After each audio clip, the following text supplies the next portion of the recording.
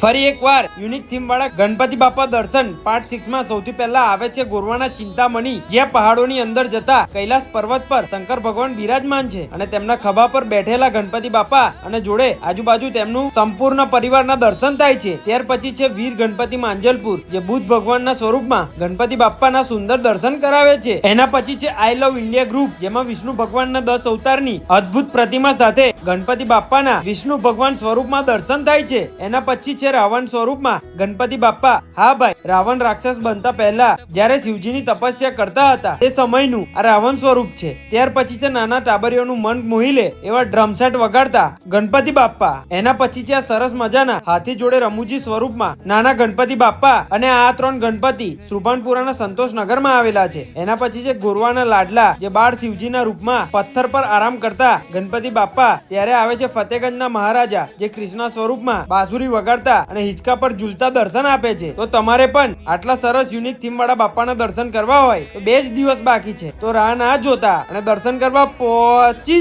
જ જજો અને કોમેન્ટ કરતા જ જજો. ગણપતિ બાપા મોર્યા.